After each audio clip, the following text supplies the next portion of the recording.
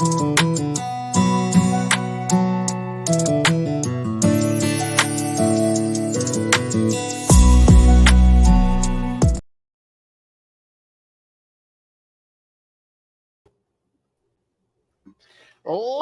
and gentlemen, welcome to another episode of the Heat Check. Y'all already know what it is. It's me.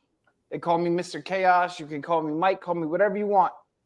My co-host, my partner, my buddy, my friend, my brother from another mother, PR. And today, we have another special guest. I'm going to let PR take over the introduction for this man, and then we'll go from there. So we got that one guy. He might be a 3-time fantasy football league champion, our fantasy football league. Nobody cares, but here he is. My brother-in-law, that one and only 3-time champ, Mr. MYRON Bunch. I mean, you ain't had to throw the shade like that, but you know what I'm saying? We just got to bring the belt out. I'm just saying, you know, you got to let them know something. Come get it, son. All right. Hell yeah. I'm coming for it this year. We with it. We all the way with it. So, for you guys who are watching who don't know, we are a sports podcast. We talk about the NBA, the NFL, maybe a little bit of baseball, even though I'm not really a baseball fan, maybe a little bit, and some wrestling. Today, we're pretty much going to stick to NFL and a little bit of basketball. Those two guys are going to be the more basketball savvy ones. I'm going to sit back and kind of just interject where I can. The other thing you can expect is there will be guaranteed shit talk here. Yes, We're not getting around it. I've known PR for way too long. I've known MYRON since his wedding, and MYRON's always been a good dude to me. And we were just talking off mic. If you don't like somebody, you don't talk shit to them. So that's how you know what it is. You guys got anything you want to touch on before we start with the what we're actually going to talk about today? I'll let the guests say something if they want to throw something in there. Hey, man, no, let's go ahead and get these topics rolling, y'all. I'm just saying, we don't know what to expect right now. You might get some nice, you might get some nasty, you might get nice, nasty, all in the same thing. I don't know, but we about to see how this rolls. We're going to find out. Sure all right. PR, you brought in the top 10 point guards list. Yes. So this got shared to me, and the list itself wasn't terrible. However, I brought it up to you, I shared it up to you, and then I put it on our little group chat. And the question was the top 10 list of point guards of all times. They got it as, I don't know if this is in order, but whatever. They got it: Steph, Magic, Oscar Robertson, Jerry West, CP3, Steve Nash, Russell Westbrook, Isaiah Thomas from the Detroit Pistons, Jason Kidd, and Gary Payton.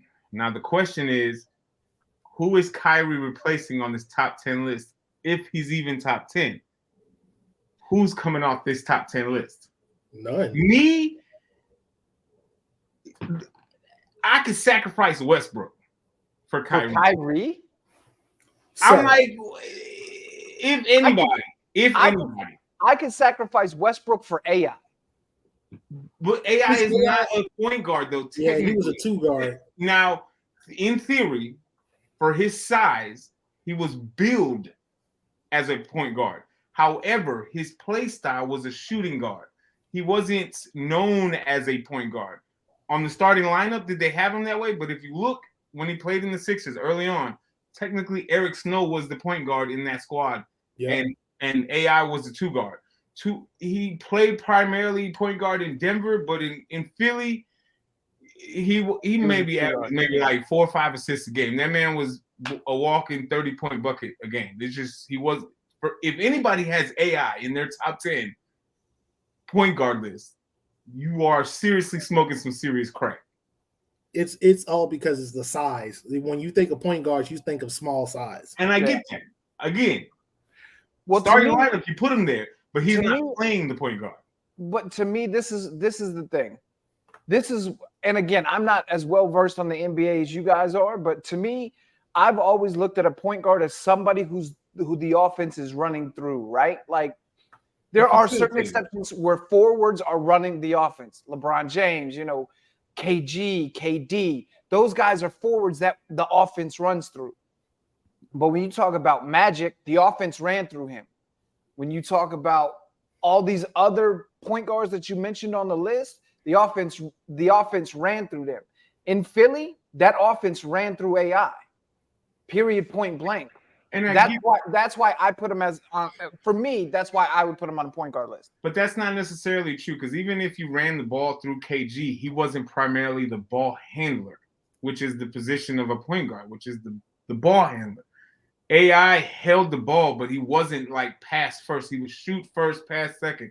He would legitimately only pass if he's getting double team or triple team, or depending on the scheme.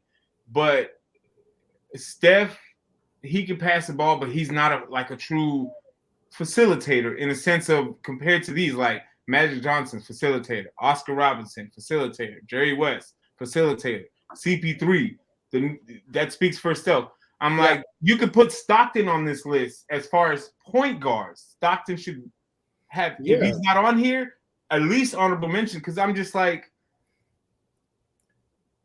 Listen. Okay, so we know today where Kyrie fit into this particular era.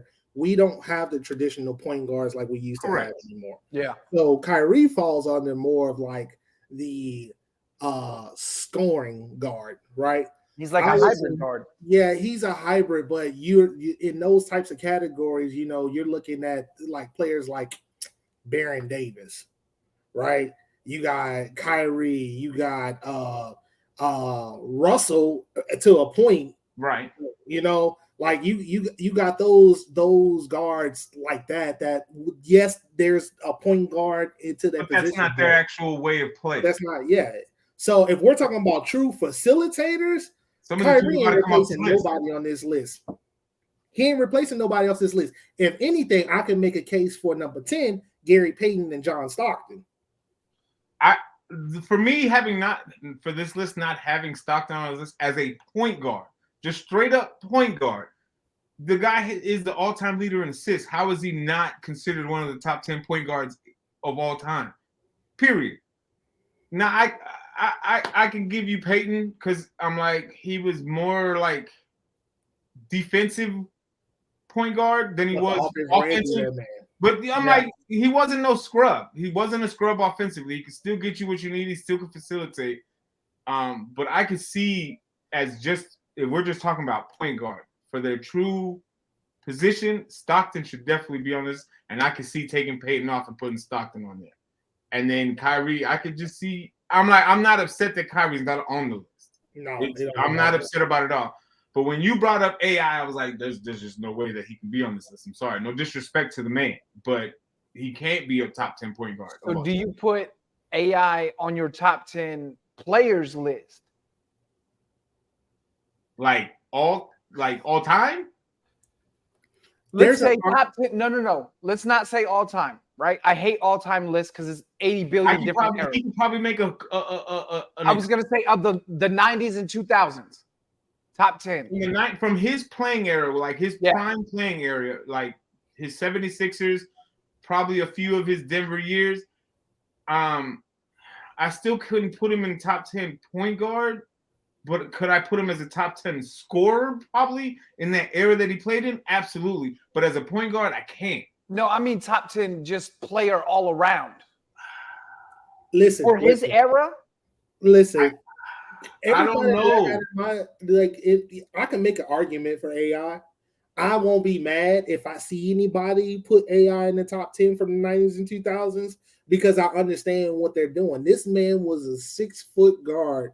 How many scoring championships did he have? At least like 5 or 6 of them things. Bro, you not stopping MVP. him. And a league MVP, led the team. The only thing he ain't got, he ain't had a title. If you look at AI's team and the fact that they got to the finals with just him, name somebody else on there that was another scorer besides him. Not at his level. I can't name anybody on his 76ers team. I wouldn't be upset at it, but it's like I think it wouldn't be the easiest list to make. I feel like. Yeah, it won't. It won't. But I wouldn't be upset if he cracked the top 10 for his playing. Like if you're just plugging in the years that he played, like his actual dominance of a scorer, player time, because he fell off after the Denver, a few years after Denver, he fell off. So we're just talking about Philly and his Denver years. I can see the argument being made that yes, in those years. But as a guard, no. As a point guard, no. As a scorer, absolutely. Because I'm like, the man, you couldn't stop. Name me another 6-foot man that can make it to the hole like that every single time. I can't. And for 6 foot tall. And this is why. That's why I'm such a yamming on people, not just layups. He's that's what yamming on you.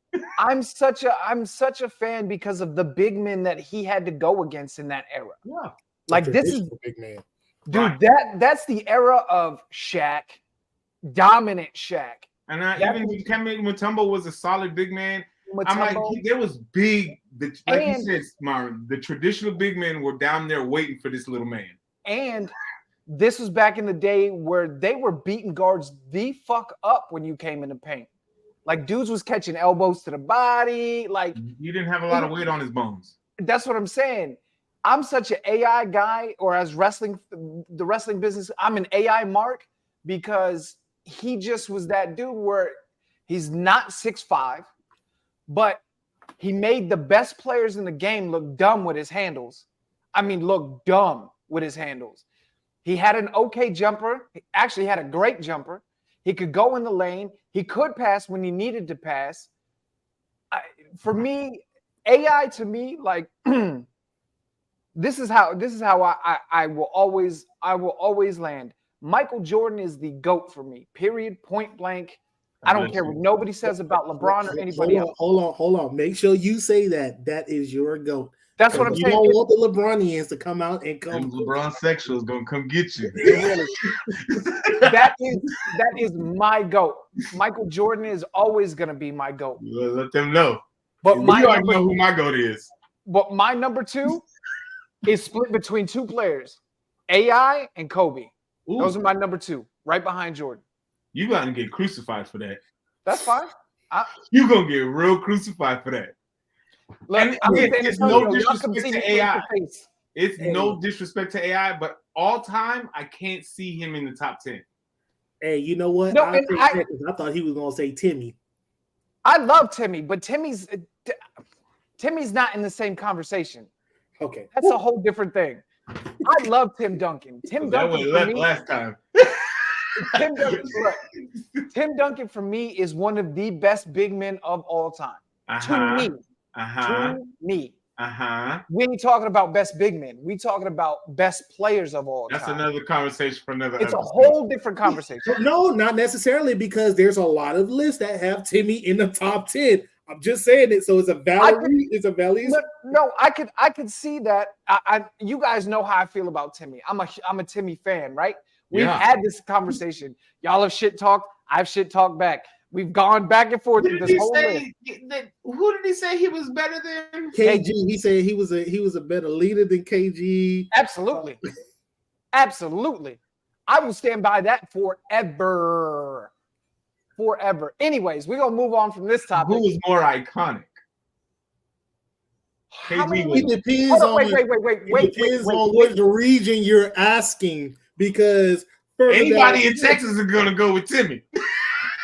Any day of the week, twice on Sundays. I just want to ask one question. How many rings does KG have? Here we go. How many does he have? He had who? KG? KG got one. He got 1 ring. How many does Timmy have? You got 5. 5. And how many finals MVP does Timmy have? Doesn't matter. He's got the hardware. Right. He's got that. How many finals MVPs does Robert Horry has the hardware too? Say it again. Who? Robert Horry. Don't talk about no damn hardware. I got 4 of them things. All right. We gonna move on from this. Y'all ridiculous with this shit. All right. So next question. This one is a hot topic that's being debated on every sports show everywhere. Where does Dame land? And if it's not Miami, what is Portland? Or who? If it's not Miami, who trades for him, and what does that trade package look like? I'll go first. I'll go first. Go ahead. All right. So if Miami doesn't pull the trigger, which for some reason that doesn't make any sense to me, because I'm like, Dame again, like we spoke before. Dame is on a 2-year deal left, with the second year being a player option. So technically, if Portland doesn't pull the trigger this year before the All-Star break, he's walking. There's just no reason for him to stay already at this point. He's already pulled the trigger, requesting for a trade. He's gone after this season, whether it's him leaving to Portland or him going somewhere else. However, Myron said this already as far as the way that he's walking this line. It's looking like AD all over again as far as how it's going. Now, I don't think it's in the same line as bad as the limelight as far as because Dame should have been gone. But that's neither here nor there. If Miami doesn't pull the trigger, the only person I feel like that could make something enticing for Portland to pull on is Utah, because they have all those draft picks. Plus, you need a big man in Portland. They just traded for Collins, and you could add Colin Sexton in there if you want to. Those 2 players plus 4 or 5 first-round picks, because Utah has it. Now, is Dame going to be excited about going to Utah? Who gets excited about going to Utah? Nobody. And so I don't see, maybe OKC, but then you don't want to get rid of your young core, okay, because they have the draft capital. They got the picks that Portland wants. Portland wants 4 first-round picks, maybe even 5. There's not a lot of teams that have that kind of stock. Miami ain't got it. Nope. Listen. So if it's just looking at the package, Utah, OKC, New York's got hella draft picks. They've got 7 first-round picks over the next 7 years. So even with New York, the only 2 players that would be sensible to trade that way would be Julius Randle and RJ Barrett. That's it. Because you're not getting rid of Brunson, you're not getting rid of DiVincenzo, you're not getting rid of Josh Hart.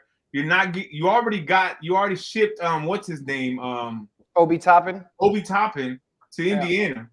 Yeah. So you lost, which was crazy to me. So Portland, anyone outside of Miami, you got Dame for a 1-year rental, unless you can prove that you can win now as a contender. Yeah. Listen. I'm about to tell you like this. Portland has already said that they're willing to hold Dame to the end, and they're gonna do what they can. If it's not Miami and it's not a contender that I know that I can compete with, right, I'm staying in Portland. The reason why I can't say Utah is who he playing with. Marketing? I'm not saying it's going to be a great team. Oh, yeah. They got why get traded and do this all over again and have to move and do all this other stuff? Because it's just going to be for a year. It's just going to be for a year because he's opting out. You might as well say Portland. Portland has Utah got rid of what the hell is that dude's name that Shaq used to Gobert? They got rid of him, right? He plays for he's in Minnesota now. But this is the thing. It doesn't. I personally want to see him go to Miami, not just because I have any interest in it, but it's like the man's been in Portland for 10 years, and it's like y'all keep getting rid of the players that he needs or that he likes or he plays well with, and you're not drafting well enough to contend. And nobody's intrigued to go sign in the offseason in Portland. No big names go there. It's like it's small market. That's what I'm saying. So it's a like very small market, yeah. So, and the last big name that went there, Melo. But probably. Even then, again, that was towards the back end of his career. What I'm saying. So he was at the twilight of his career, yeah. Right. So it doesn't even make any sense. The last big name outside of Dame that was there, he now plays in New Orleans. CJ? Yeah. Oh yeah. And before that was LaMarcus, and he left to San Antonio. Yeah, and Brandon Roy got injured. Mm-hmm. Greg Oden got injured. Damian Stoudemire. I'm like when they had Damian Stoudemire, Rasheed Wallace, and Scottie Pippen in them early 2000s, they were dominant. But since then, they got rid of Jermaine O'Neal. They had Zach Randolph, traded that away. So I'm like, they haven't had a track record of holding on or even attracting names to come.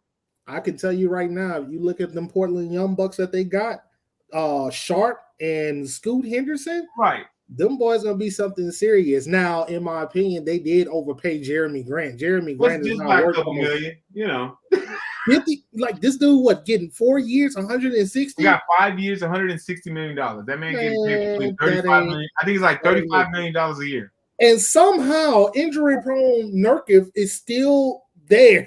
Hold up, like how? Who's this guy that you said is getting quarterback level money? Like star Jeremy quarterback Grant. level money? He's not terrible. Exactly. He's not terrible at all, but he's not. He ain't worth 160 players.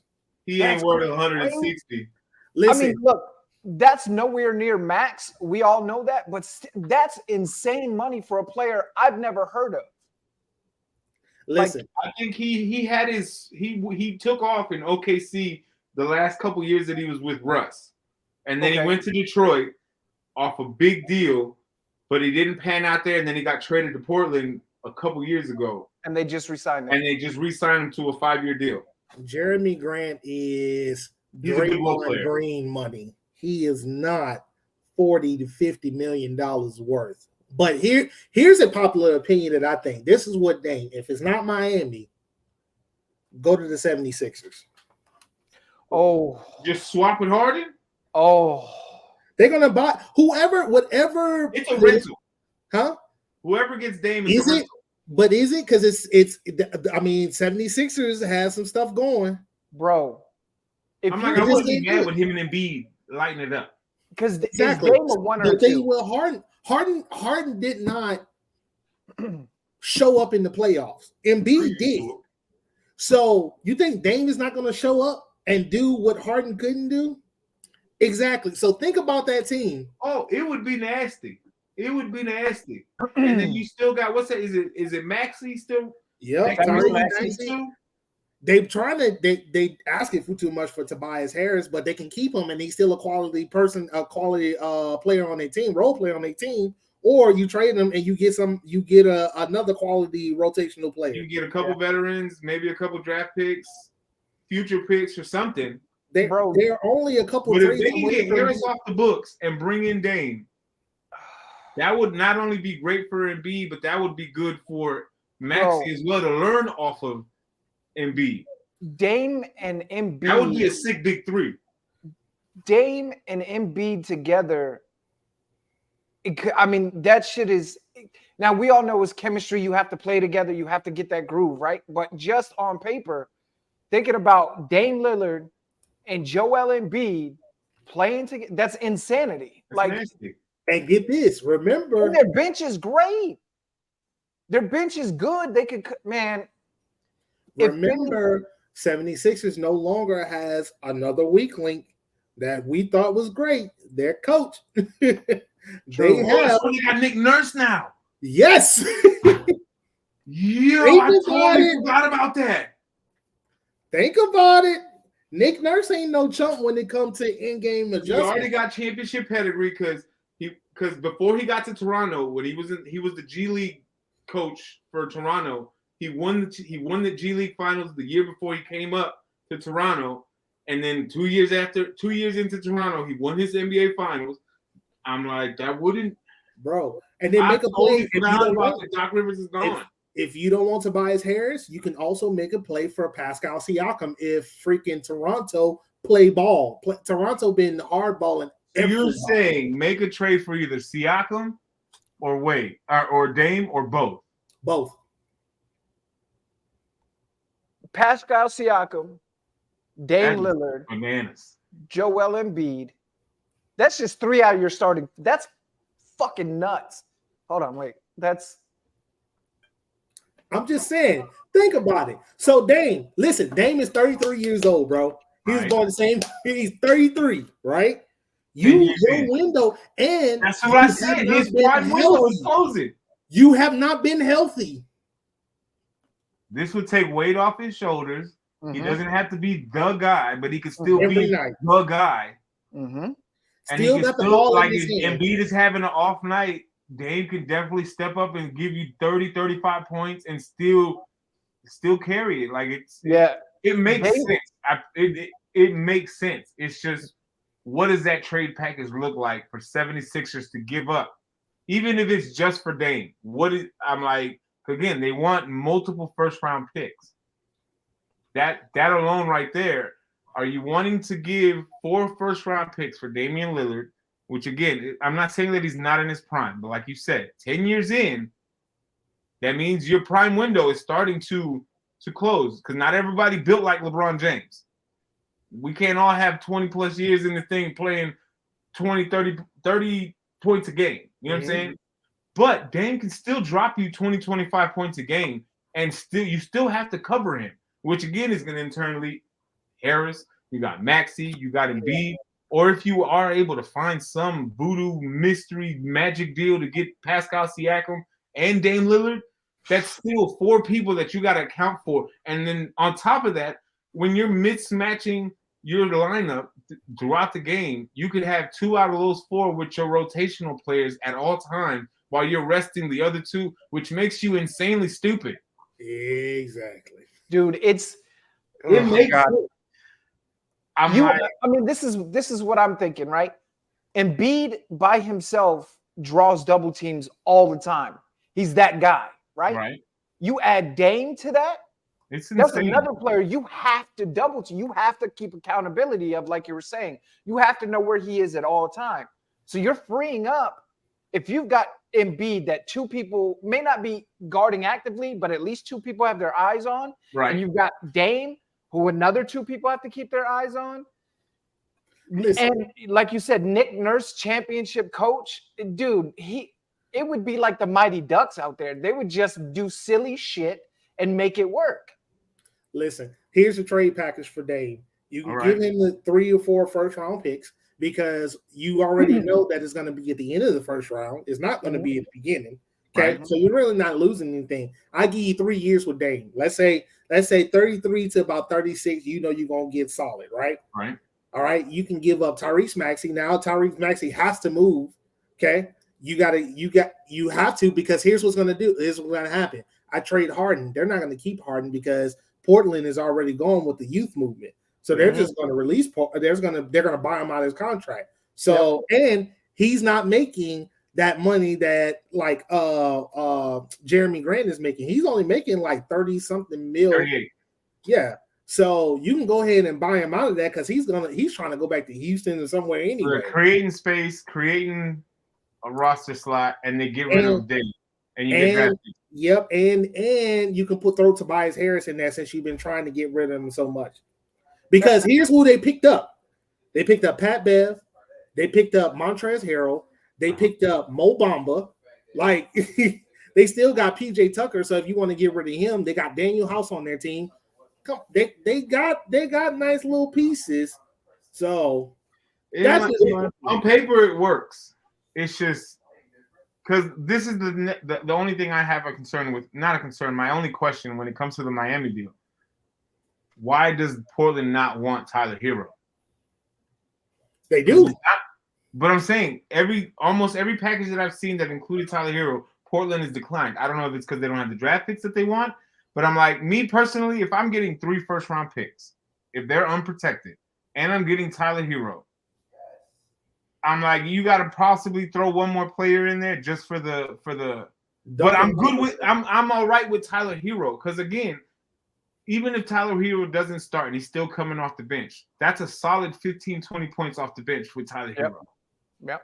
Alongside a young core, because he's only 5 years into the league, so he's still got time to develop even to a starter if that's the case for Portland with Tyler Hero. But I would still leave him coming off the bench with Tyler Hero. Right. Even if he never develops into a starter, you need value off the bench. You gotta have it. Right. So, but even in that trade, they still got to come off the Kyle Lowry contract too. Yeah, and that's a heavy contract. And you get the throw in Duncan Robinson if you need to. I would definitely throw in Duncan Robinson if that's the case. But I'm like, I don't see them adding Kyle Lowry and taking that deal. I don't, because unless they're gonna buy him out, because they're gonna buy out Kyle Lowry like that. It has to. His contract has to be. It has to make sense. It has to make sense. Yeah. So, but I'll take Duncan Robinson, Tyler Hero, 3 first rounders. And here's what Portland is really holding out for. They want to get a third team in there to see if they can scoop up another potential talent in between. If they want to do that, guess what? Freaking the Nets is trying to come off a non-shooter. What the fool name is? Used to play for 76ers. Went to LSU, number 1 pick. Ben Simmons. Ben Simmons. Go ahead and get Ben Simmons there. And Ben Simmons, you already got Scoot Henderson that can that's going to be your primary scorer. You got Tajay Sharp. You let Ben Simmons run the point like he did. And I let Ben Simmons run the point.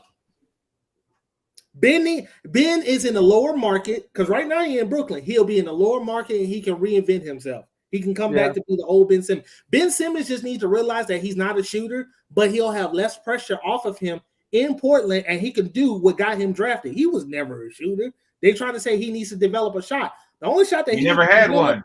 He needs to develop a free throw shot because you're gonna get to the rim. Yeah. You think, right? All right. So throwing that third team or whatever, you good. Like I just want them to pull the trigger. I can't wait to see what this final package looks like. Because I feel like nothing's gonna happen until this Dame thing happens. Like I don't feel like. I think you're right. I think this is people. Every GMs everywhere are waiting to see what Portland and Miami do with this, and say, okay, now we can kind of start gauging the landscape of who we want before the trade deadline and all this other stuff. Because there's still time there might be a 13. Just putting that out there. Oh, there could be. I mean, oh yeah.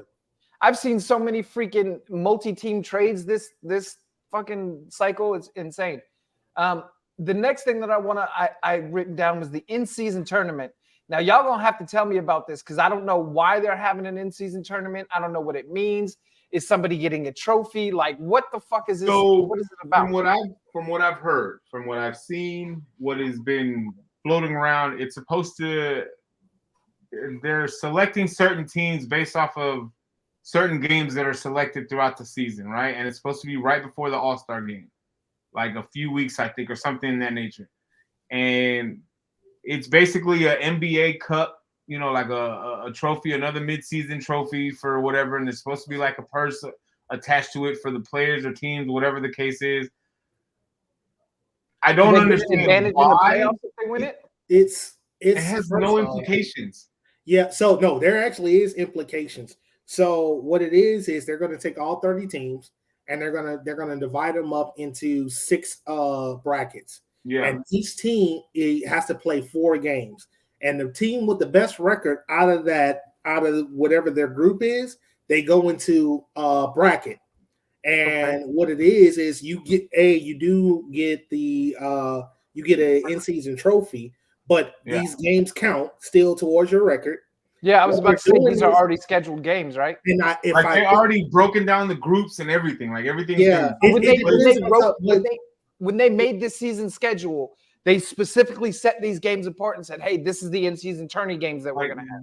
And the way that they broke it up was depending on like some criteria around the record from last season. Oh, my God. So, yeah, but what they're doing is, and I understand it, I just would have went about it a different way. They're trying to discourage you sitting your stars. You want to play for something the entire 82 games because thanks to the Spurs pop, them better rest days became a lot. So, and I mean, if you look at it at the NBA as a brand, right? You have fans that are paying to come see the stars play. So when you're resting stars, let's say your little boy wants to go see LeBron play, and they come to the Spurs and they know it's an easy win, so LeBron sat down. But your son is excited about LeBron. Yeah. They're trying to discourage that. They're trying to keep it interesting. I wish they do something different from the All-Star game. Maybe that's a topic. But they did change the All-Star game though.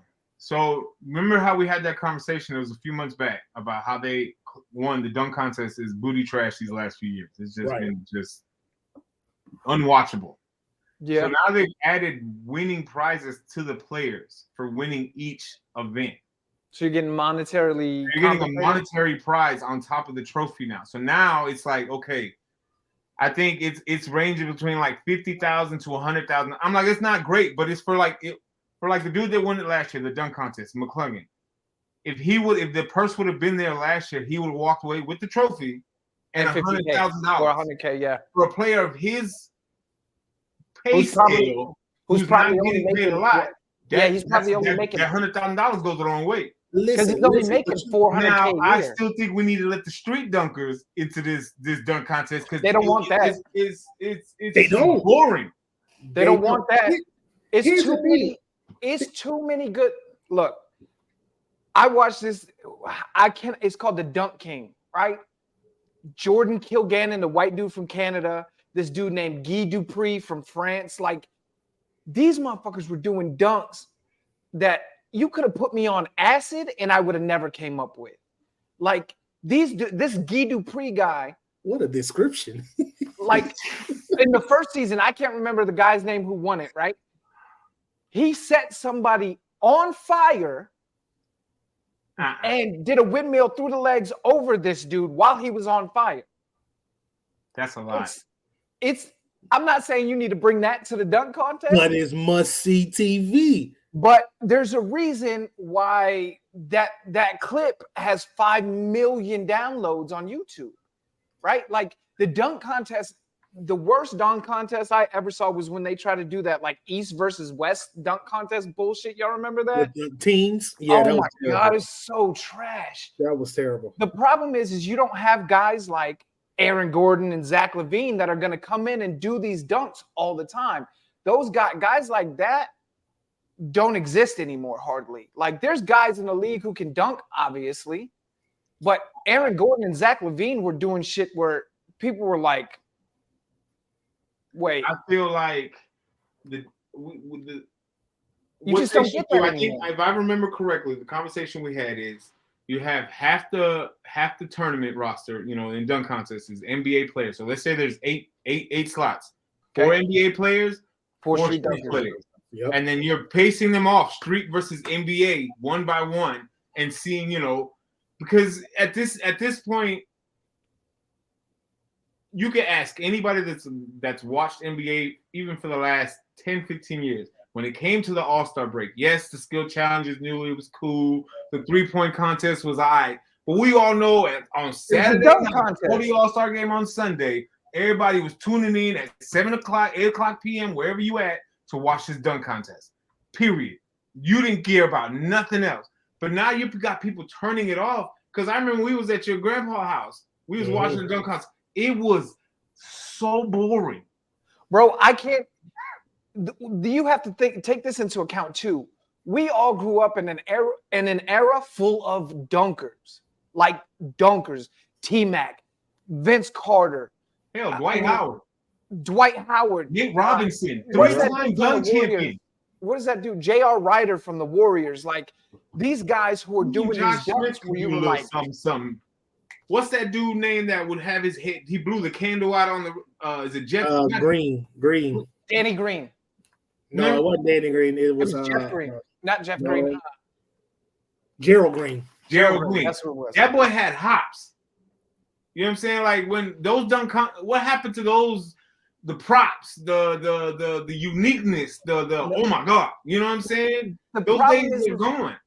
Like just the other year, what his name? Cole, whatever is Garrett Cole or whatever his name is, Cole Anthony, over here trying to dunk in Timberlands. Nobody want to see that crap. Yeah, that doesn't make your dunk any more special. Like this is not. What are we doing? It's not. That doesn't do anything for me. What I want to look. Like I said, we grew up in an era where the dunk contest was must watch. You had to see what's Vince going to do this year? What's T-Mac going to do? What's Nate Robinson going to do? Like you had these guys. You had to lower the rim to 8 feet for somebody to make it interesting. I don't know. Bro, I'm telling you, in the last 5 years, I've seen more consistent misses than any time in history watching the dunk contest. Drop it down to 6 feet and I'll do the dunk contest. I was about to say, if you go to 6 feet, I'll let my 4-year-old do the dunk contest. I'll give you a show. Listen. I think that we need to incorporate the street dunkers. Absolutely. Let them compete for that cash prize. But also, let's talk about, because lately the most exciting event has been a 3-point contest, and that's because the actual 3-point shooters who are stars in the NBA have been participating. Yep. But that NBA All-Star game has been trashed too. You don't like it? No, here's what I think should happen. I think they should take the concept of street ball. All right. They should have a couple teams. So what? Usually the All-Star game is 15 people on the roster. So you're taking 5 teams of 3? Yeah. No. You go 5, right? Okay. You play. It's like a pickup run. So you put them on teams and you go to 15, and then from there, the winner of the tournament, like you have a tournament style, right? And the winner of that tournament get the cash prize. I think the players would be more inclined in doing that rather than this boo-boo. I'm gonna let you shoot from half court. Yeah, like let's not play defense ever in the history of the All-Star go to 15, have your tournament, have everybody. The teams will be distributed evenly and stuff like that. I think it should be going to the tournament ready to ball. I'm liking that, but I would say maybe like. So how many teams do you have? If you're gonna do it that way, it has to be between 6 or 8. And it'll then be 6. Use 6. It'll be 6. So that's 30 teams. And everybody play all the time, So you're picking your. So it's 6 teams. We'll say top 20. Wait, it's 6 teams. That's 30 players. So your top 30, top 15 from the West, top team from the East, top 2 getters from each, or like there's top 3 from each vote getters from each side will be team captains, and they'll pick their teams. They'll draft to pick their teams, and then that's how they do the tournament, bro. And then the 2 top voters, I guess they can get a first round bye. Listen, man, why are we doing this, man? Go ahead and hit the button. Hit the button. I like this idea. Well, if no bye, let's make it 8, so that way nobody has a bye. I'm good with that. Make it 8 teams. No bye. It's the All-Star. 8 teams. It's All-Star weekend. What do you need a bye for? But this is the thing. And play all day on Sunday, bro. Why not? If you incorporate, here's the only problem I have with incorporate. I'm going back to the dunk contest for a second. The only problem that I see incorporating street dunkers in the dunk contest, and Paul's gone, is the NBA players are going to be so worried about getting embarrassed that how do you make that like it's either going to be motivation for them or it's going to be like a reason not to participate. You know what I'm saying? I think it's more motivation than anything because guess what?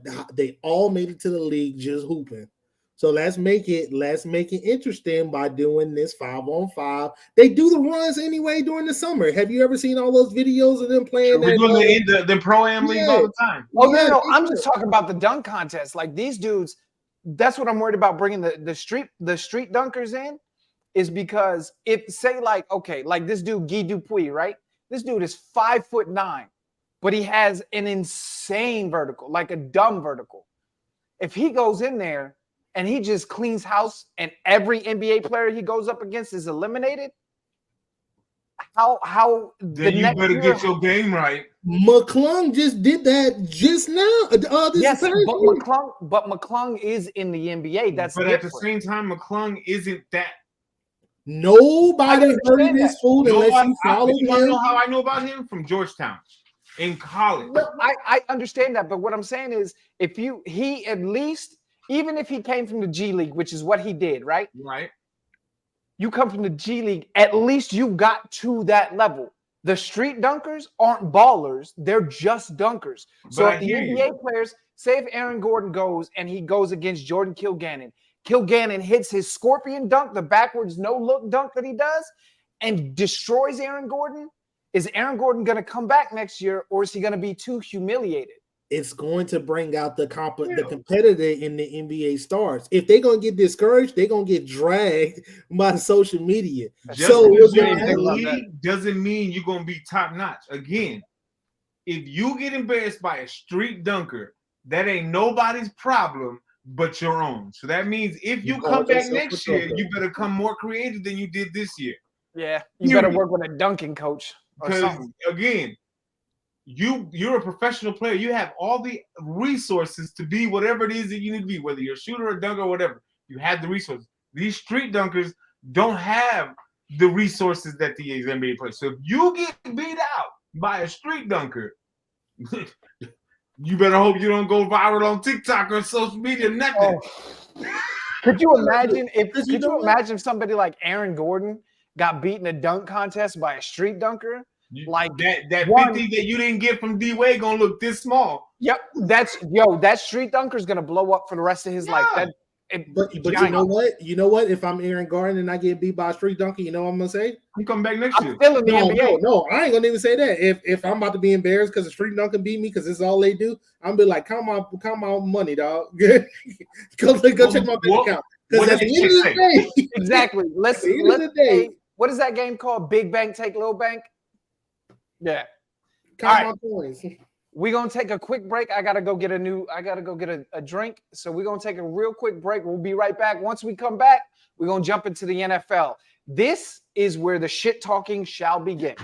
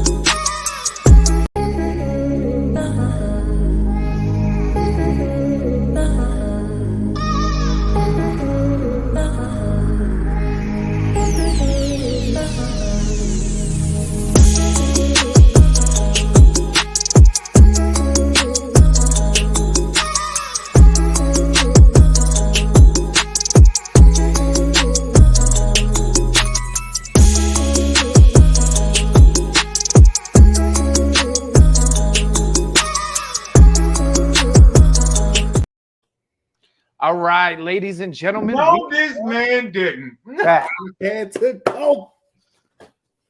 You did it. I had to too. I got mine on the wall. That's what Raina said. Raina was like, "Is Paul gonna do it too?" I was like, "Nah, his is in his background." By the way, this wasn't playing, but when you say NFL, I was like, I gotta go rep for my team too. Though. Come November though, don't worry. I'm with it. We're gonna be there in November. That's that Super Bowl patch, sir. Anyway. All right. So look, NFL topics. I want to get each of our individual opinions on the first one. I'm gonna start with you, Myron. What are your expectations for this season for the Saints? Honestly, my expectations are getting a little bit better. I wasn't completely sold on Carr before, because I've seen him the last couple of years, but I've listened to a lot of analysts, and they pointed out some good stuff. Carr has been in some shootouts with some of these big name quarterbacks, and he's won. But the team lost not because of him making a terrible mistake, because their defense was booty trash. God, garbage, dumpster juice, trash. So with his experience coming and with the team that we have, listen, I'm gonna tell y'all like this. Y'all know how I am with my team. For those that don't know, I'm a diehard Who Dat Nation. Paul should have introduced me as Mr. Who Dat Nation. Okay. Yep.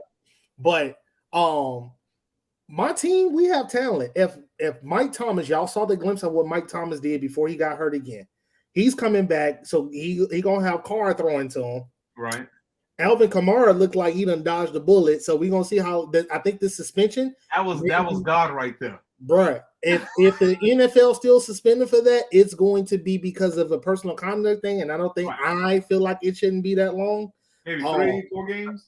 I don't even think it should be that. I think anything that they put him on, that he's probably going to appeal it anyway. I think at most, even after the appeal, it should be a game, maybe 2. Yeah, maybe. Or if you don't get convicted of something like that, I understand there's personal conduct rules. You got to. If you don't get convicted of what you got arrested for, the NFL should fuck off. Yeah, is my opinion. But okay, so listen. But if you look at our division, this NFC South, okay, we are playing against Bryce Young with the Carolina Panthers. We're playing against Desmond Ridder with the freaking Falcons, and who the other team? The Bucks. And who their quarterback? Baker Mayfield. Boom. So you tell me we ain't coming out this doggone division. Yeah. But how far after you get that division do y'all go? It depends on how we mesh throughout the season. I think we have a good chance. I'm not saying Super Bowl. I'm not that delusional. But if our defense shows up and been that defense like we've been in the past, right, because we have the pieces to do it, right? Yep. And our offense gets back to that Drew Brees. I'm a surgeon. I'm a carve you up, and we're gonna keep possession. It's gonna be a game of possession. And think about this: you got to look at it. We about to keep the possession for a long time. We got Alvin Kamara. We got the leader in rushing touchdowns, Jamal Williams, and we got old boy from TCU, Kendra Miller. That Jamal Williams pickup was a solid pickup. We about to be stupid. Don't forget about the white Swiss Army knife called Taysom Hill. Who y'all stopping? We running over everybody. This thing, even if you do lose Kamara, having Jamal Williams there to step up until he comes back, it's not the worst decision that y'all made. Bro. And guess how much his contract is? We got him for like 3 years, like $3 million. $3 million. He making like $3 million a year. Yeah, I feel you. And so what do you? You guys obviously have one of the easiest divisions in football right now. Mm-hmm. Baker Mayfield as a starting quarterback, that's not scaring anybody.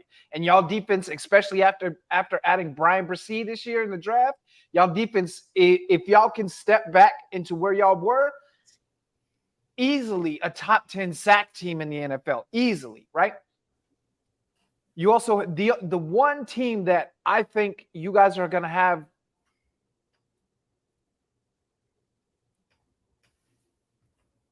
We can't hear you. Yeah, you fell out, Mike.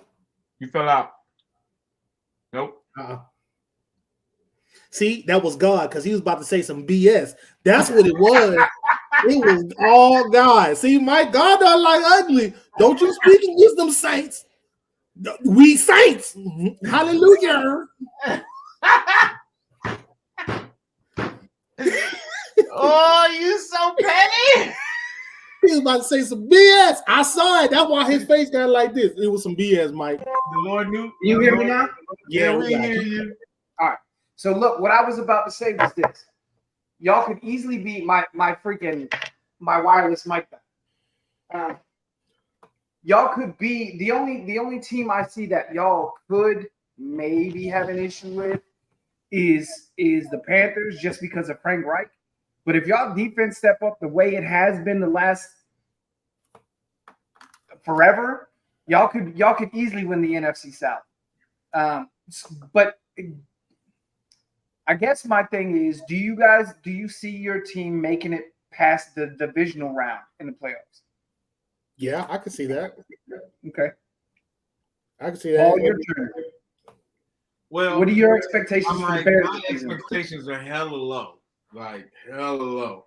Just because again, last year was a monstrosity of a how Myron put it, garbage, trash, dumpster fire, booty trash. Like it went worse than what we thought it was gonna be.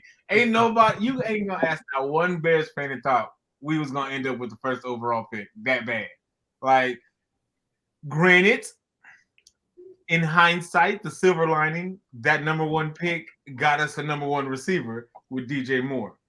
We did good this offseason.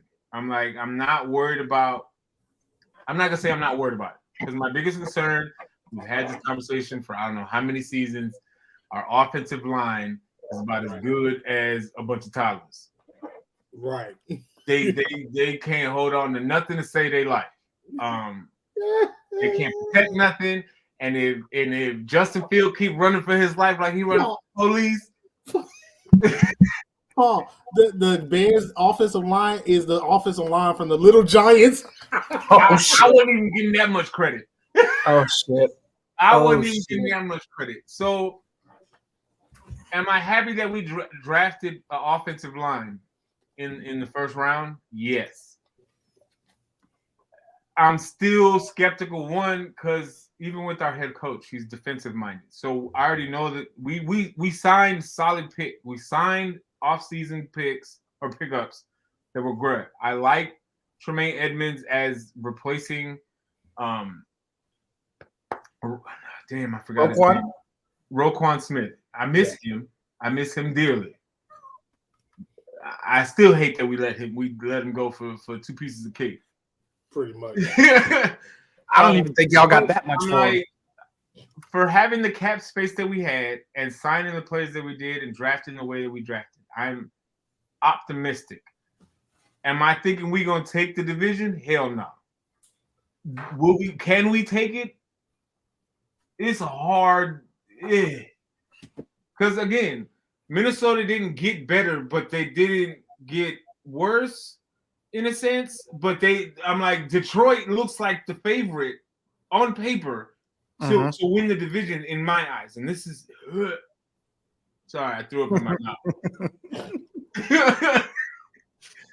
I'm like, Green Bay without Luke, now that they don't have Aaron Rodgers there and they lost a lot of offensive weapons to the Jets or whatever the case is, they look completely different. And you got Jordan Love now as your guy now. How that's going to look, we've seen a few little spurts here and there, and they weren't great. No. They weren't great. So now you got to have this man for a whole season. A whole 17 games this is your guy. You're moving forward now. And so it's the NFC North is going to be a circus. Because the fact that you're telling me that the Detroit Lions are the favorites to win the division is insane to me that people are saying this out loud, and it's like you can't dispute it. No. It's solid. Like they are a solid team, and they made good pickups as well. Like they got better in the offseason. They got better in the offseason, but their draft was weird as fuck. But I'm just saying, even with that, they still got better with their pickups, with their signing, who they signed in the offseason. And this is the thing, Minnesota didn't get better, and then you let go your outside of Justin Jefferson, you let go of your biggest offensive threat in Dalvin Cook, which is stupid. Because you're telling me Madison's going to be your starting running back now? What are we doing? So it makes no sense. But I'm like, we won 3 games last year. I could see us maybe winning 6, 7 games this year. I can see in the division. In the division, we're probably going to finish 3rd. You think? Third, Green Bay going last. Yeah, Green Bay's in a rebuild. It just depends on Minnesota, because even with this is the thing, Minnesota is the most suspect team in this whole division. Exactly. Because you don't know what's gonna happen. You know what I'm saying? But you still cannot count. You can't count out their defense, and they still have Justin Jefferson. You're talking as if their defense is still under Mike Zimmer. That's true too. Their defense was ass last year. Hold on, and guess what? Guess what other piece that they lost besides Dalvin Didn't they Cook? lose Smith? Adam Thielen too. I get again out of that whole division. I know for the expectation for the Bears, 7 games is my max. I can't see them winning more than 7. At the low end, they're probably going to win 3 again. I get it, man. You ain't trying to disappoint yourself. I'm we're in a rebuild season. Whether people want, because we know a few people that don't believe in rebuild. Nigga, we in a rebuild. It is plain and simple. We in rebuild, and I am okay with that. You know what I'm saying? I'm not against this process. I'm a Cubs fan. I waited 108 years to win a championship. I could be patient. I watched Rex Grossman get swamped in 2005. Listen, We're not talking about the Rex Grossman era. That was. But I'm just saying, the only team in our division that is suspect is Minnesota. The only team that has a legitimate shot, I feel like, to even get past the divisional round right now, as it stands on paper, is Detroit. Green Bay, I don't know what's gonna happen with them because that whole team looks different from top to bottom. It looks completely different. And to be honest, the head coach is on a hot seat now because it's like now your guy is gone. If you can't make it with Jordan Love work, do you see past this season? Yeah. Nope. So this whole division is crazy. I'm like, are we taking it? Not even close. I would be surprised. Honest to God, I would be surprised if we win the division. And if we do win the division, we're not making it past the divisional round. We're losing to whoever we play. Period. Unless it's the Giants. I don't know. They beat the Vikings. It's true. All right. So for me, look, you both know I'm kind of a delusional Eagles fan. Is that what that is? I will say that. Look, hold on. Did it? Delusional. Oh, we're being nice tonight. Oh, Okay. Oh, I'm sorry. I can pull out a ring too. I pull out a ring too. But look, so look, I ain't got the reality, Mine old as dirt. The reality of Philadelphia this year is going to depend on Jalen again. If Jalen can have that same year, we're set. We're good because we didn't get worse at all. And in fact, after the draft, we got better. Our interior defensive line got much better.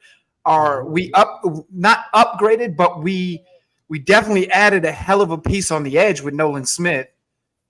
So for me, like, I think our low is 9-8. That's our lowest is 9-8. I think our high this year is 14-3. I'm not saying Super Bowl. Yeah, he is. But I'm saying we're the best team in the NFC. And here's my question for you when it comes to Jalen Hurts, because we all know this has been a proven fact for anybody that gets a big old bag. Does the bag become bigger than his actual play the next year? No. We've seen a lot of people sign these big contracts, and the next few years they underperform. Carson Wentz is a perfect example of that shit. I don't think that this is gonna turn Jalen because Jalen could have got more money. His agent said Philly was willing to pay him way more than they did. Jalen took a much team friendlier deal to allow. We still have $20 million in salary cap space, so I don't think that it has the same effect. I'm not saying it doesn't have a effect on Jalen because Jalen is human. Money makes people do some crazy shit. Yeah, but I just don't see it affecting Jalen the way it affected other people. Now, the chemistry is again the other thing that you have to worry about. We lost Miles Sanders to Carolina, who was a 1,000-yard back for us and 10 touchdowns. That's huge production that's gone. But we did gain DeAndre Swift from Detroit, who stayed hurt, and Rashad Penny from the Seattle Seahawks, who stays hurt. But think about it, though. I just realized that both them jokers was hurt tremendously last year. Yeah. But you're also talking about two players who played behind lines that were ass juice. The Detroit Lions offensive line last year was trash bags. I wouldn't say that because Jamal Williams got him a good 30 piece. How many times did we sack Jared Goff? How many times? They're offensive, but this is what I'm saying. But they're offensive beat y'all too. Who beat us? Didn't they almost beat y'all? No, they never had the lead in that game. I didn't say they had the lead, but they didn't. You, in order to almost beat somebody, you have to have had a lead in the game. Hold, please. No. What I'm saying, my point behind this is DeAndre Swift and Rashad Penny have never ran behind an O-line like Philly's. Period, point blank. Am I lying when I say we have one of the best O-lines in the league? Right? Hey, man, to each his own. What? They did have a lead. They didn't. I don't know. Let me see the box score. Let me see the whole box score. It was 38-35. I know what the score was. I'm just saying. I'm not saying that they had the lead. However, for them having a terrible offensive line, y'all also had subject defensive play that game.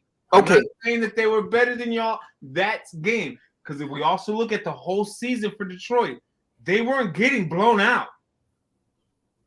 They were keeping toe-to-toe with just everybody. They just had trouble closing the games.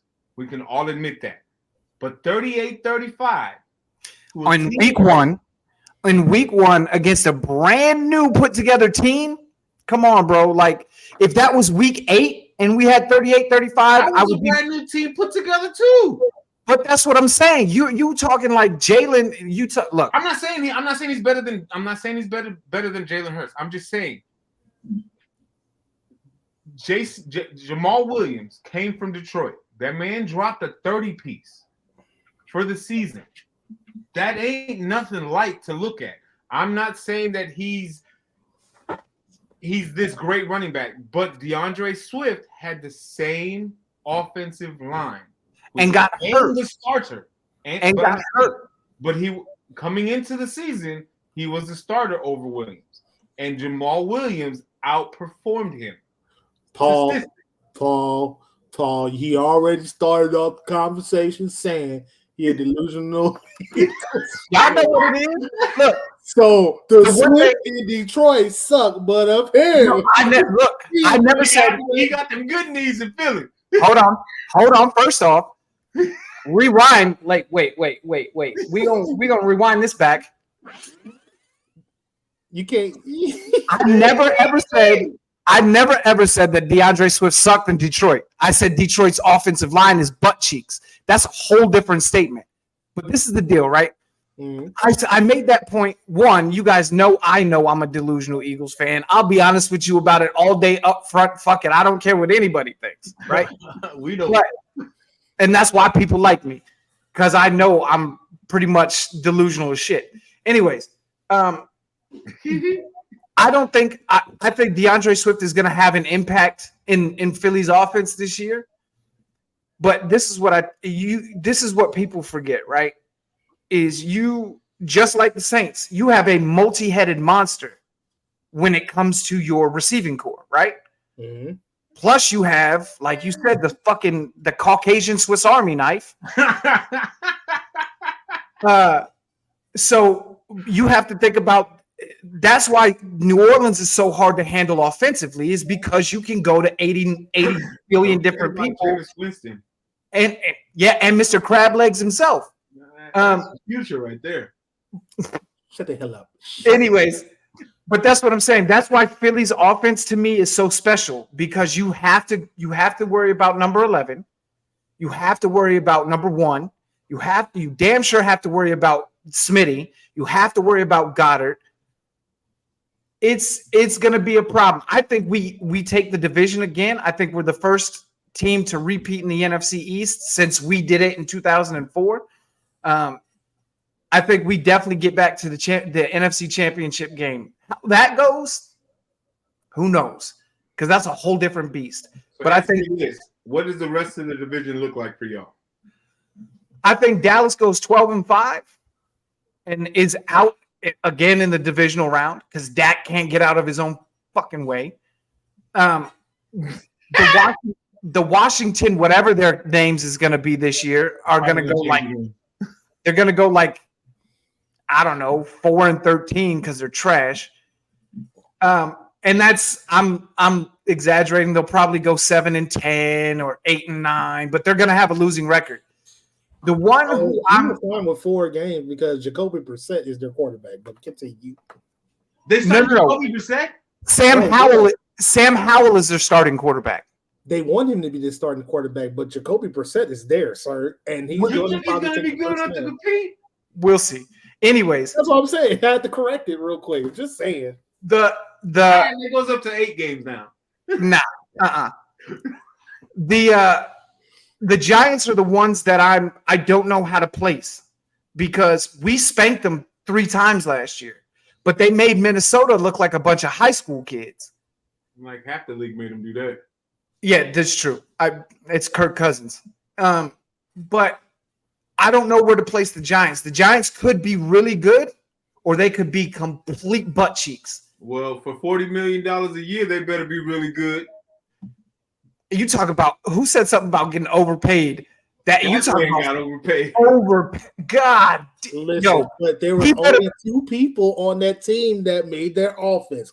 Saquon, who they don't want to pay, and they ain't on Daniel Jones, who was running for his life still. Just make sure you don't trip over your own leg. I'm telling you, Daniel Jones better buy Saquon Barkley a Bentley or something because that dude owes him for getting him that bag. That's crazy. So we all know fans of our teams, we have higher expectations, and when shit goes wrong, it sucks, right? But the next thing I want to talk about, the eligible. So I saw a couple of articles about people who are eligible for the Hall of Fame list in 2025. And I want to talk about it because I looked at some of the names, and there's a lot of not Hall of Famers on this list. So let me see what you guys think. All right. First, I think this guy is a lock for a Hall of Fame. Luke Kuechly. I can see him going in. I don't know if it's a lock, but yeah, okay. The next dude, I don't know who he is. Marshall Yanda. He's a guard. I don't know who he is. Earl Thomas. Eventually, I don't think he's first ballot. Not first ballot. Adam Vinatieri. I think he's first ballot. He's a sure. Definitely going in. Joe Staley. He's a tackle, so none of us are. Joe's solid. He's going to be a first ballot. Marshawn Lynch. Will he go in? Go ahead, Myron. I don't know. I don't either. That's the thing. Okay, all right, hold on. Let's look at some stats from Marshawn. This is going to determine. All right, you look those up. I'll keep naming. Go ahead. Eli Manning, definitely a first ballot. Yeah, I'll give you that one. He beat Tom Brady twice. He going in. Yeah, he got Darren Sproles. Probably not. I don't know if he's I don't think he's first ballot, but I think he eventually gets in. If he gets in before Devin Hester does, I'm gonna be upset. I think Devin Hester should have been in the Hall of Fame. That's a personal opinion. Best return man in the game. Clay Matthews. Yeah, I could see him going in. I think he goes in. I don't think it's first ballot. I think it's second year. I think his name alone puts him in first ballot. I promise you. Terrell Suggs. Absolutely. Or yes. Terrell Suggs. I don't know how he's Aqib Talib. I think that's a lock. I don't know if that's a lock. I don't know if it's a lock. I think eventually, but I don't know if he's first ballot. It wouldn't surprise me he goes first ballot, but I personally don't think he's first ballot. Demaryius Thomas. I don't know enough about him. Receiver from Denver, right? The one that passed away. Mm-hmm. They might do it just because of, but the rest of these names, I don't know anybody. Zach DeOssie, Rashad Jones, Antoine Betha, Donald Penn. Antoine Bethea. Antoine Bethea. He's a safety. Mm-hmm. The one left that I do know is Dominique Rodgers-Cromartie. Ain't that the one? That's not the one that was knocking up his wife all the time, right? No, that's Antoine Cromartie. That one, the other one, he played for Arizona and he played for the Giants. I remember him from the Giants. So here's it. So the sure wins that you said for sure is Joe Staley, Adam Vinatieri, Terrell Suggs. Mm-hmm. Right, those are the 3 that we agreed on. How many can get in the hall? I don't think there's a cap. I think it's like 5 a year. I don't know. Let me check. I'll look. Those are my 3 right now. Those 3 definitely make it. Okay. So let's go back to the Marshawn thing. Okay. Now let's see what these look like. So Marshawn had 6 seasons where he rushed for over 1,000 yards. For the career, he played 13 seasons. 1, 2, 3, 4, 5, 6, 7, 8, 9, 10.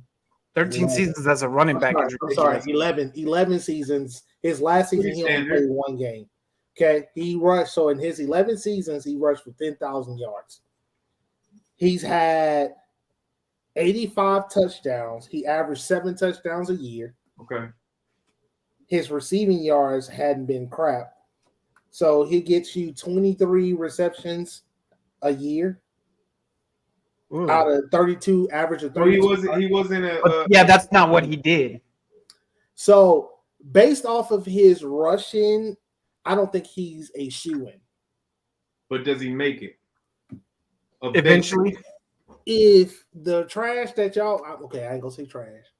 I respect the men's career, but if the people that you described or that you said that was supposed to be eligible for the Hall of Fame, I think Marshawn has a chance. I think he does too, because he's definitely the biggest name on that list. So let me ask you this. This is no disrespect. So it says between 4 and 9 inductees every single year. All right. So they have a limit. What are the few things that you can remember from Marshawn Lynch that makes him, stand out? There's one when I'm just here so I don't get fined. Ran that ball back on New Orleans in the divisional round playoff game. And that was on purpose, wasn't it? That was on purpose. I don't know. That was around the years that our defense was just trash. Like how the what hell? I'm saying is that pre-Sean Payton? The 2 years in his years in Seattle. I'm like, but the two notable things was one when they didn't run the ball in the Super Bowl with Marshawn Lynch at the goal line and wanted to throw the ball.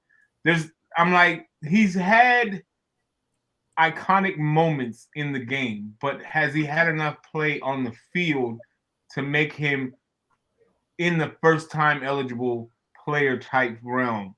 In theory, I don't see him as a first ballot Hall of Famer. Now, if he gets in first ballot, I'm okay with that, because look, Marshawn Lynch made football more entertaining. He just did. Like every press conference, I'm just here so I don't get fined. I love that shit. That's a meme that will never go away.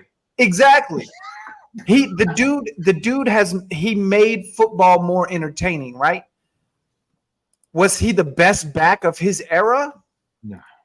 I don't think so. But to say that you got in 11 years, you had 1,000 yards, that's not.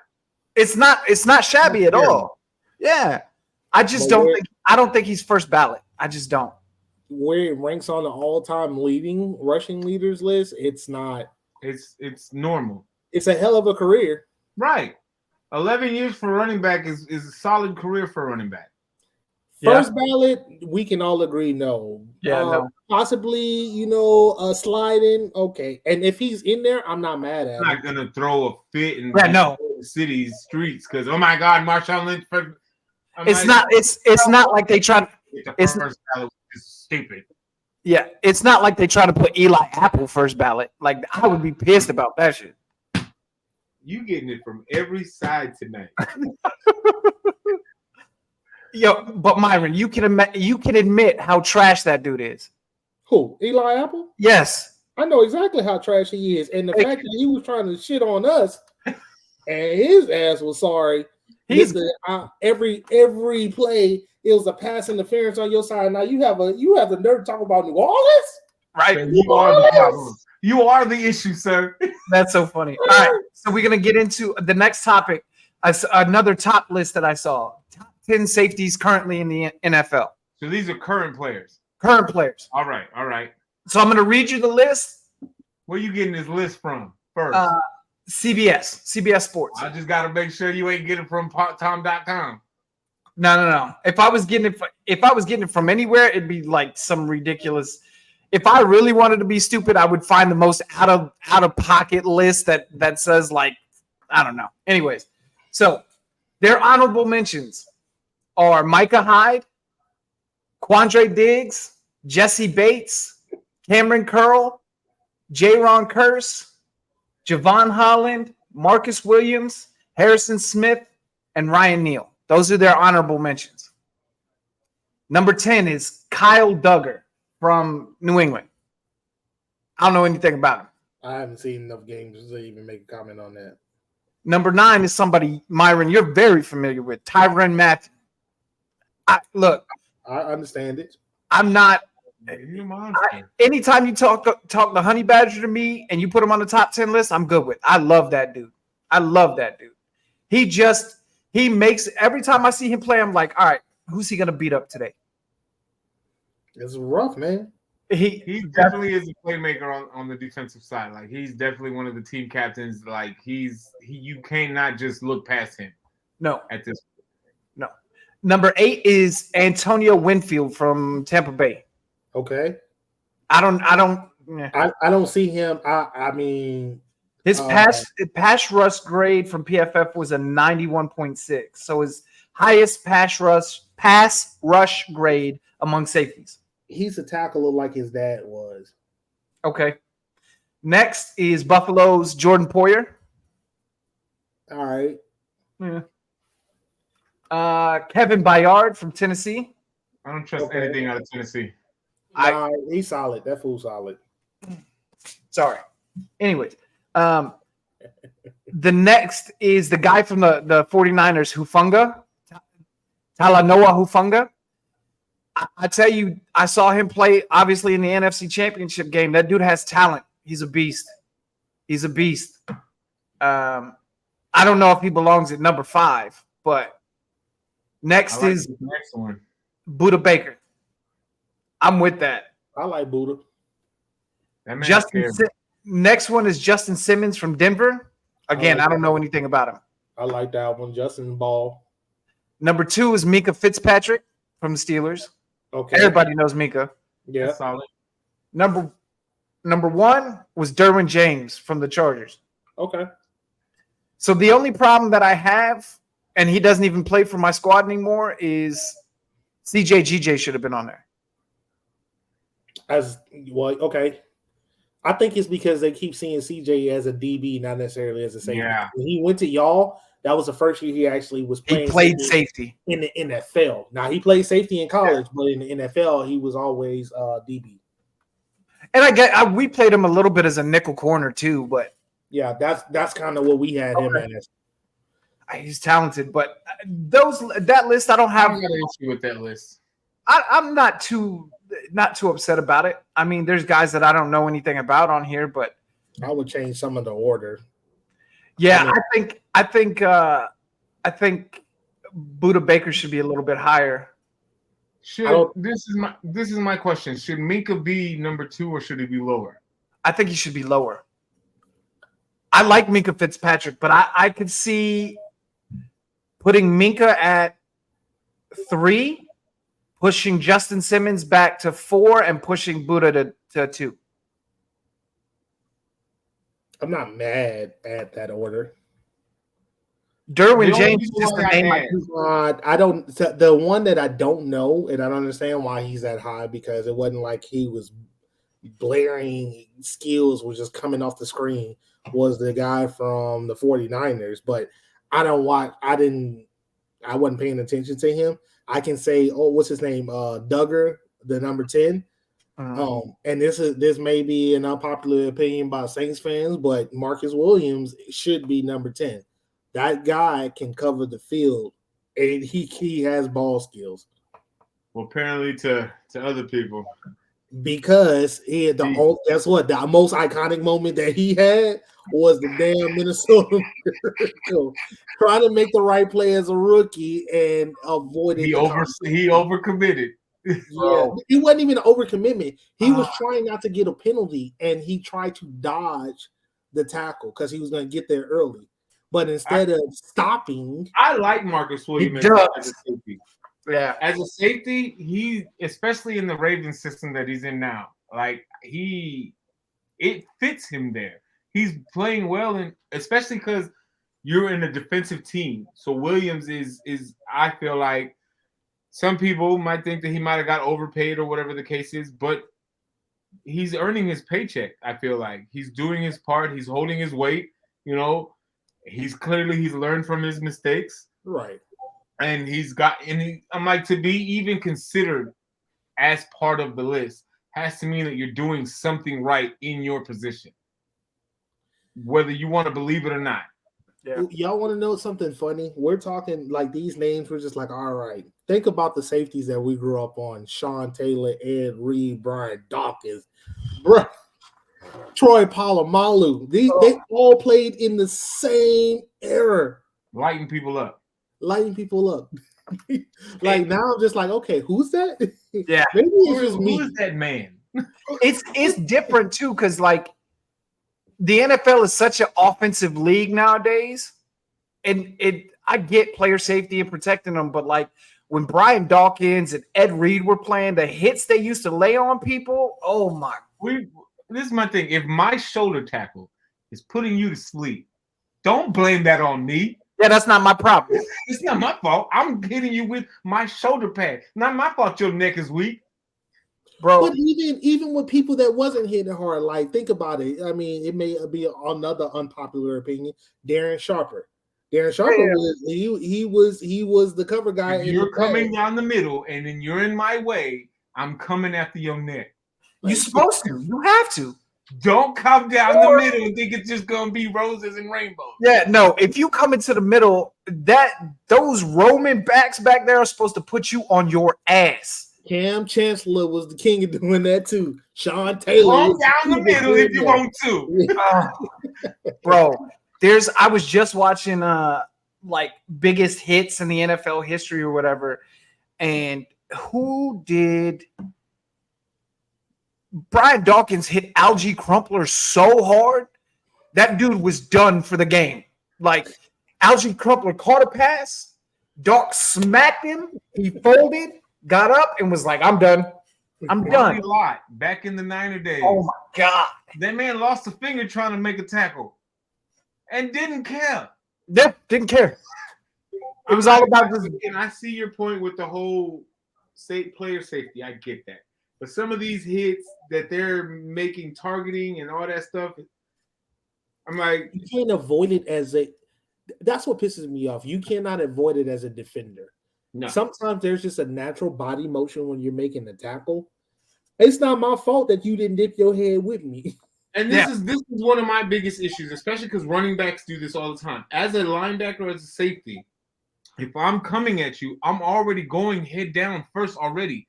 And so how am I supposed to know you as a running back are ducking your head too, and now I'm getting hit for targeting or helmet to helmet because you decided to lower your head when mine was already down? It's unavoidable. Some of these hits are unavoidable. So I want to talk about the last topic I got, and we can continue on after this, but the last topic I want to talk about two new rules. The touchback rule, which I think is fucking stupid. If you're behind the 25, everything, if you or a fair catch, not touchback, fair catch rule. If you're behind the 25 and call a fair catch, it automatically goes to the 25. Stupid. It's dumb. It's dumb. I understand why they're doing it. I understand where they're, less collisions on. I get it. It's fucking stupid. I haven't heard one player or coach or GM say, "Oh yeah, this is gonna make the game better." Not one. Not one. But you know what? The whole kickoff changes in general have been done. When they moved the kickoff from the 20 to the 25-yard line, you had more touchbacks. Like it was already going down that route. So now I'm so used to it. Like it does not bother me. The reason why, like maybe the fair catch, if you think about it this way, now it's about to cause for more trick plays. Yeah. So is that this kickoff rule did they institute it in college a while back? Is that what college does? Or no? I don't think so. No, college was 20, like you kick from the 25 or 30, something like that. But not the fair catch rule. Not the At least I haven't heard of that. I don't know. I don't know where they came up with this shit then. That might be an XFL thing, actually. More bullshit. The other one that made my list is the new forward handoff rule. That shit is so stupid. Refresh me. Yeah, because I didn't understand it. So essentially, if I'm in an RPO, right? Which, sorry, I know RPOs are racist. Sorry. That's the inside joke for just the three of us. Oh, anyways, if I'm in an RPO, right, and my back is on my side, he can't come in front of me and get the ball anymore. It becomes a forward. No more shovel passes. Nothing. So it's a shovel pass is still good because it's a release. Yeah, it's like a pass forward. But if you're the quarterback, there's no more jet sweeps. Yeah, exactly. So the quarterback has to turn around and hand you the ball. Yeah. If you're going to do a jet sweep, you're going to have to come behind the quarterback, which that takes up so much extra time. The jet sweep. So that little screen, the audibles moving across in front of the while they're in shotgun. That's gone. No, you can still audible in front of them. You just can't. I'm saying like with like let's say Tyreek Hill coming in. Yeah. To get a handoff, it has to be behind now. It can't be behind or beside. So if Tyreek Hill is here and I step up and hand it off to the side, that's fine. But if he's coming from the outside lines and coming in, he has to go behind. Yeah, but if he's even half a step in front of it, it's a spot foul. It's considered an illegal forward pass now. I think it's going to be a 1-year thing that they're trying out, and then it's going to go away. Well, they did it. So the competition committee is the one who made that rule, right? It's all bullshit. They did it because the RPO game, and not just Philly, but a lot of teams who are using the RPO game is becoming hard to contain. So in order to worry about is this OT stuff. In order this to make it fair and balanced, get out of here. Like, if your team can't beat my team, taking one play away from it, like, get the fuck out of here. It doesn't make any sense. It's along the lines of these personal foul penalties. I can't be a defender. That's all that is, man. And I don't agree with it. It's going to be in the popular. My question is, these rules that they're implementing, every time they're making new rules and implementing them, are they considering it from former players as well, or these are just people in suits that have never put shoulder pads a day in their life? So I get that they're trying to speed up the game, make the game faster, make it exciting, all that, but it's like, nobody want that. Well, and I don't understand trying to make football faster. Like, this isn't the ML. This isn't baseball. We don't take 27 hours for a game, right? This is a 2.5, 3 hour game. Bing, bang, boom, bing. It's action packed. But the competition committee is suits. It's people who work in the NFL front office who decide what's fair and what's not fair. I'm like, I don't understand. You're talking about a handoff, right? You're not talking about somebody shooting steroids. You're not talking about stick them on their gloves. You're not talking about anything that gives anybody a competitive advantage. You're talking about a play that was designed and implemented league-wide in college, in high schools. Like, everybody runs that style of play. And now you're telling me it's unfair because certain teams are winning more with it? It's a way to push the traditional quarterback back forward, which is because the athletic quarterback was dominating the game. That's what that was. That's what that play is. Don't penalize the evolution of the position because you mad because your people slow. And we're gonna leave it at that. No, you know what? Don't get mad at me. You are not wrong, dude. Like, the best quarterback. Don't penalize my star player because your quarterback can't keep up, or your defense can't keep up. Like, that's not my fault. Don't do that to me.